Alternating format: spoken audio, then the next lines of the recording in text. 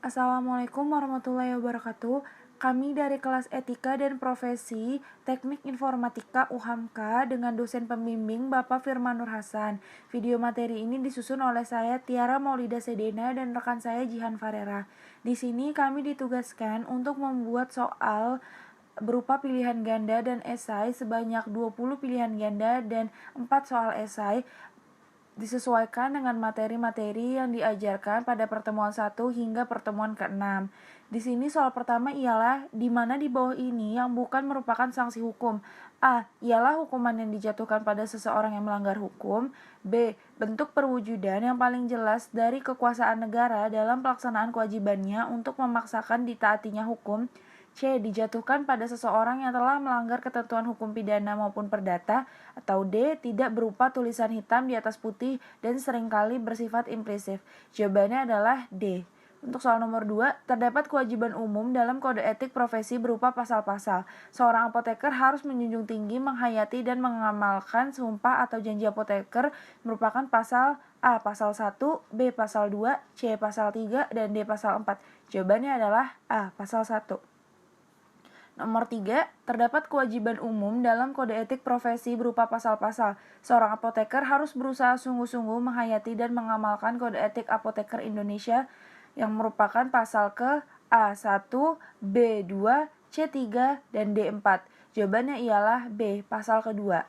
Soal nomor 4, terdapat kewajiban umum dalam kode etik profesi berupa pasal-pasal. Seorang apoteker harus selalu aktif mengikuti perkembangan di bidang kesehatan pada umumnya dan bidang farmasi pada khususnya.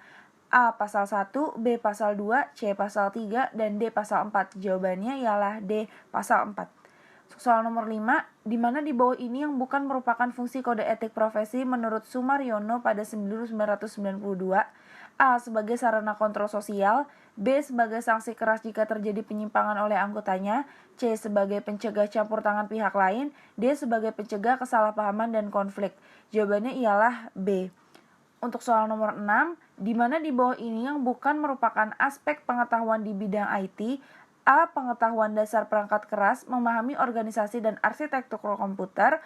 B. Dasar telekomunikasi, mengenal perangkat keras, komunikasi data, serta memahami prinsip kerjanya. C. Administrator perangkat keras. D. Bisnis internet, mengenal berbagai jenis bisnis internet. Jawabannya ialah C. Administrator perangkat keras. Untuk soal nomor 7, di mana di bawah ini yang bukan merupakan aspek keterampilan pengguna IT. A. Instalasi dan konfigurasi sistem operasi.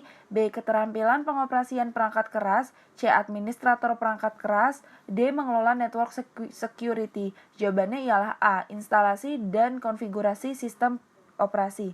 Untuk soal nomor 8, di mana di bawah ini yang bukan merupakan cakupan persyaratan profesionalisme di bidang IT. A. Dasar ilmu yang kuat dalam bidangnya. B. Penguasaan kiat-kiat profesi berdasarkan riset. C. Pengembangan kemampuan profesional berkesinambungan. Atau D. Konsep yang jelas tentang norma dan etika profesi IT. Jawabannya ialah D. Konsep yang jelas tentang norma dan etika profesi IT. Untuk soal nomor 8, soal nomor 9, di mana di bawah ini yang bukan merupakan aspek penyebab rendahnya profesionalisme di bidang IT.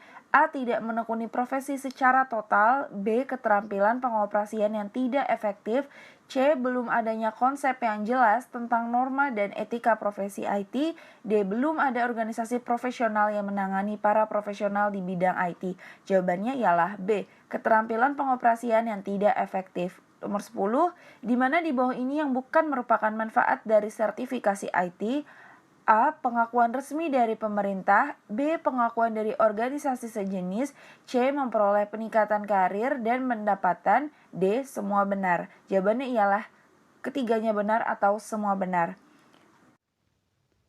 Di sini saya Jihan Farera akan melanjutkan presentasi dari teman saya, Tiara Maulida Sedena, pembahasan mengenai review materi 1-6 mata kuliah etika profesi. Soal ke-11 adalah seseorang yang mempunyai keseluruhan tanggung jawab untuk pelaksanaan dan perencanaan serta mensukseskan segala proyek, yaitu project manager.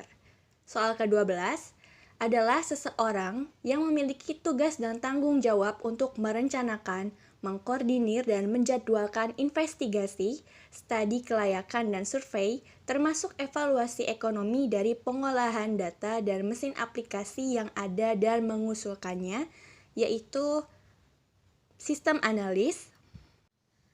Soal ke-13 yaitu orang yang mampu memilih alat bantu yang baik dalam perencanaan maupun dalam penerapan perangkat lunak dan memiliki teknik yang baik untuk menilai kualitas dari perangkat lunak yang dihasilkan, serta mampu mengkoordinasikan, mengontrol, dan mengatur pelaksanaan pekerjaan pembuatan software, yaitu sistem engineer.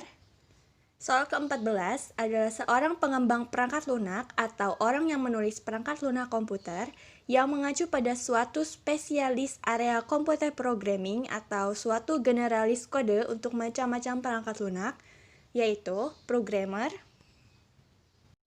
Soal ke-15 adalah seorang yang memiliki kompetensi dan tanggung jawab proses belajar mengajar atau melatih di bidang IT, yaitu instruktur IT. Soal ke-16, kepemilikan seseorang terhadap suatu barang atau non-barang. Aspek ini berhubungan dengan siapa pemilik informasi, bagaimana harganya atau kadar buah informasi itu sangat diperlukan, informasi itu mengalir, dan siapa saja yang boleh mengakses, yaitu properti.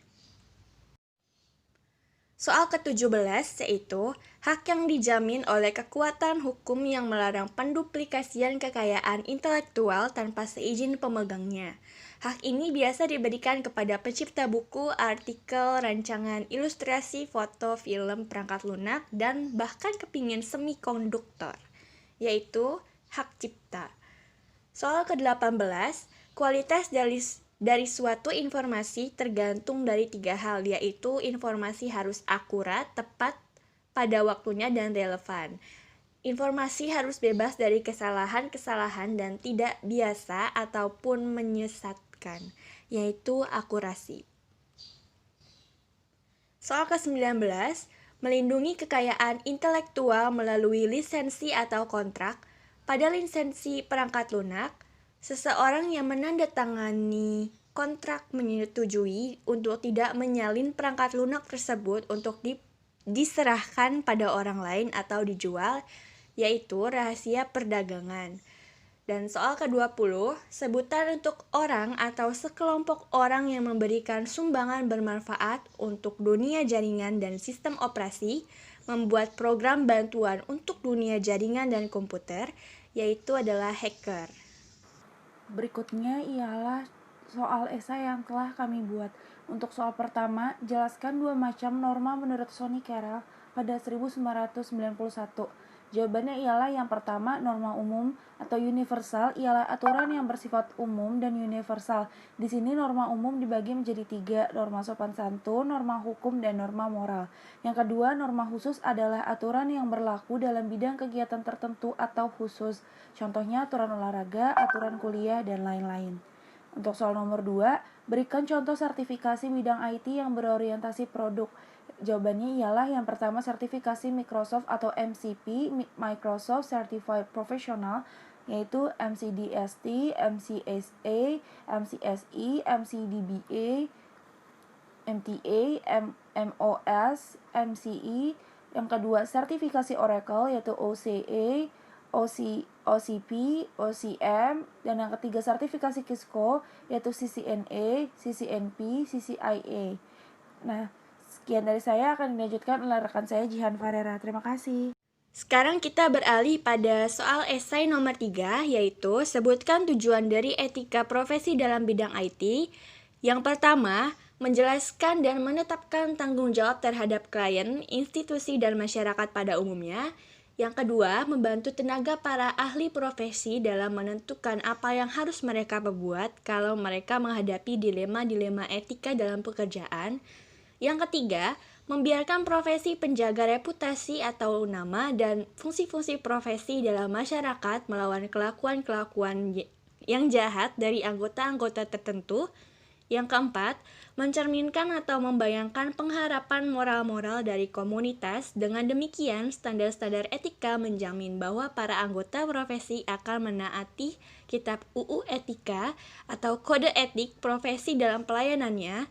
Yang kelima, merupakan dasar untuk menjaga kelakuan dan integritas atau kejujuran dari tenaga ahli profesi. Perlu diketahui bahwa kode etik profesi adalah tidak sama dengan hukum atau undang-undang.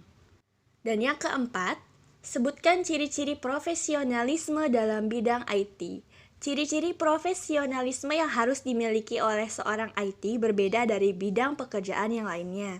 Ciri-cirinya adalah sebagai berikut. Yang pertama, memiliki kemampuan atau keterampilan dalam menggunakan peralatan yang berhubungan dengan bidang pekerjaan IT. Seorang IT harus mengetahui dan mempraktekkan pengetahuan IT-nya ke dalam pekerjaannya. Yang kedua, punya ilmu dan pengalaman dalam menganalisa suatu software atau program. Yang ketiga, bekerja di bawah disiplin kerja. Yang keempat, mampu melakukan pendekatan disipliner. Yang kelima, mampu bekerja sama. Dan yang keenam, cepat tanggap terhadap masalah klien. Dan ini adalah beberapa sumber referensi yang kami gunakan dalam proses pembuatan soal review materi 1-6 mata kuliah etika profesi. Cukup sekian presentasi dari kami, semoga bermanfaat. Kurang lebihnya mohon maaf. Wassalamualaikum warahmatullahi wabarakatuh.